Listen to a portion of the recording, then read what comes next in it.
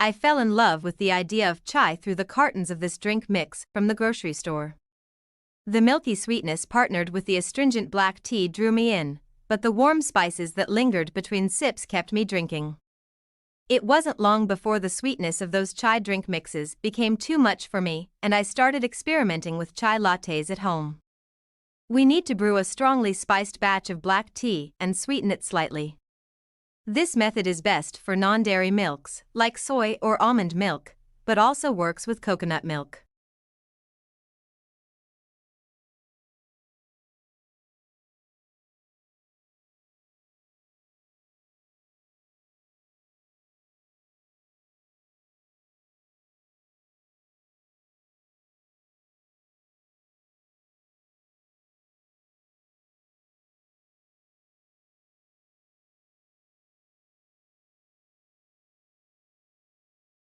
It's full of health benefits and so much tastier and more potent than a tea bag.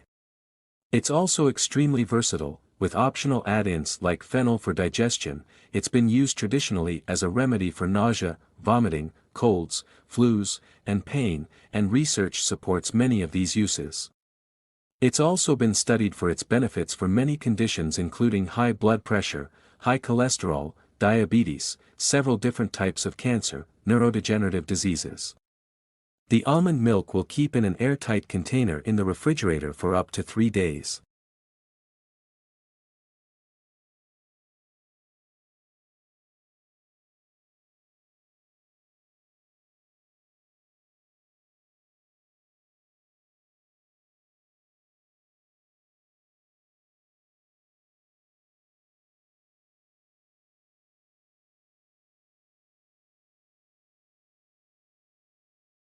A steaming hot matcha latte is a delicious drink that's easy to make at home. Knowing how to make your own matcha latte not only saves you money but also allows you to control the level of sweetness. It's important to first sift and then whisk the matcha until there are no lumps. Traditionally, a bamboo whisk is used, but a regular metal whisk will work just fine. To get a frothy finish, whip in the milk with a milk frother. There are several subsets of culinary-grade matcha powder, including one called latte or premium that ranks on the higher end of the quality spectrum.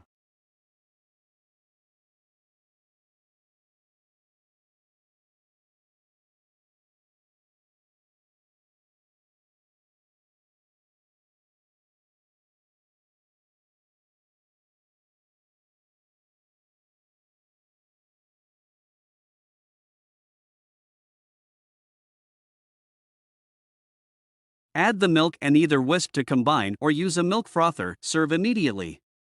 The world's most popular flavored beverage comes from a single plant grown on 6 continents and may be languishing in your pantry right now. It's tea, a prismatically delicious drink that's thousands of years old and made into about as many distinct varieties. Much of that transformation comes down to oxidation, the same reaction that's responsible for browning on a sliced apple. They tend to taste, well, green. A few hundred years ago, the most commonly consumed.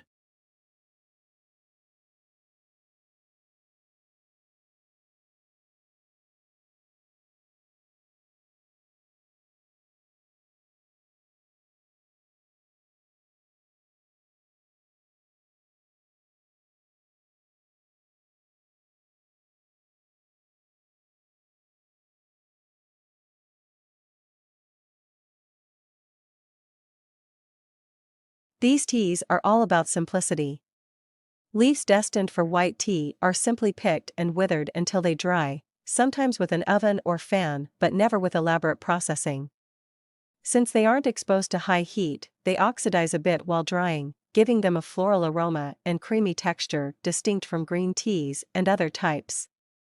More oxidized than green teas, but less oxidized than black teas, oolong teas are carefully withered, rolled, squeezed, and roasted to develop complex flavors ranging from fresh butter and daisies to hickory nuts and coffee.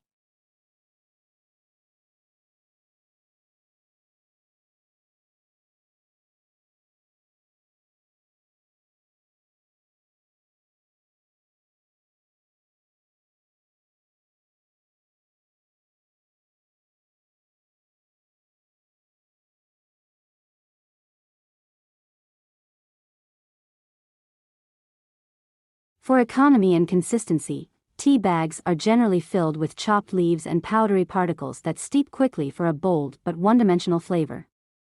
So if you're looking to explore the incredible world of traditional teas, upgrade to loose leaf. However, once your body becomes accustomed to walking, you might want to pick up the pace, said Alyssa Olenek, an exercise physiologist and postdoctoral research fellow in the Energy Metabolism Lab at the University of Colorado Anschutz Medical Campus. It's simple, accessible, and effective.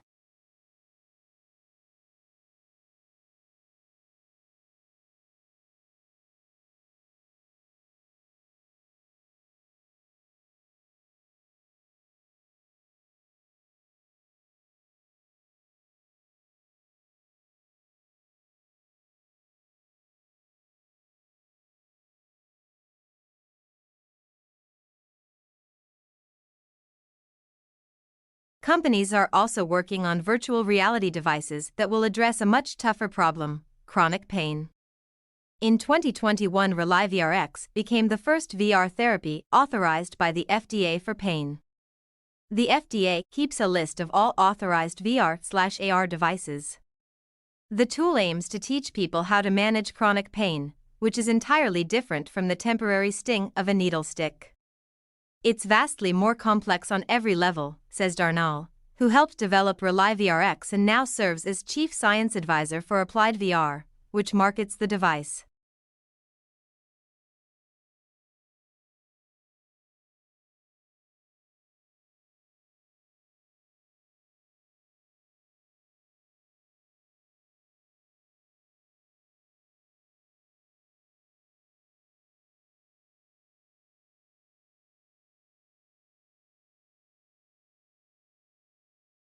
But how SmileyScope works is not entirely clear. It's more complex than just distraction. Back in the 1960s, Ronald Melzack and Patrick Wall posited that pain signals travel through a series of gates in the spinal cord that allow some to reach the brain and keep others out. When the brain is occupied by other stimuli, the gates close and fewer pain signals can get through. And that's the mechanism of action for virtual reality. The Penguin takes kids on a thorough walkthrough of a procedure before it begins, which might reduce anxiety.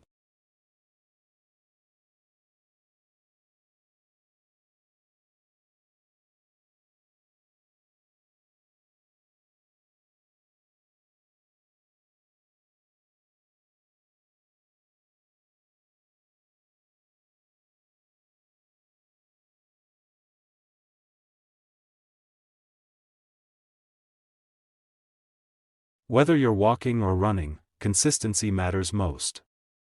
But after that, adding at least some vigorous exercise to your routine will increase the benefits. Running does have its downsides. It's high impact and hard on your connective tissue. Gradually increase the duration, until you can stay on your feet for an hour. Each week or two, increase your running interval and decrease your walking time, until you're running continuously.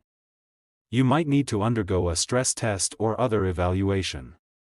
Cindy Kuzma is a journalist in Chicago and a co-author.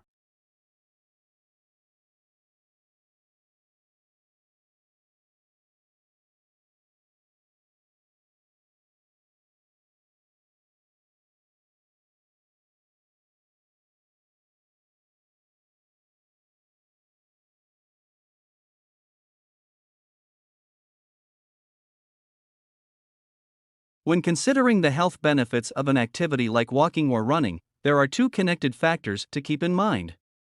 One is the workout's effect on your fitness, that is, how it improves the efficiency of your heart and lungs. The second is the ultimate positive outcome: does it help you live a longer life? Studies suggest that moderate activity strengthens your heart. Federal health guidelines recommend 150 minutes to 300 minutes per week of moderate intensity aerobic activity. Even though he's an enthusiastic proponent of running.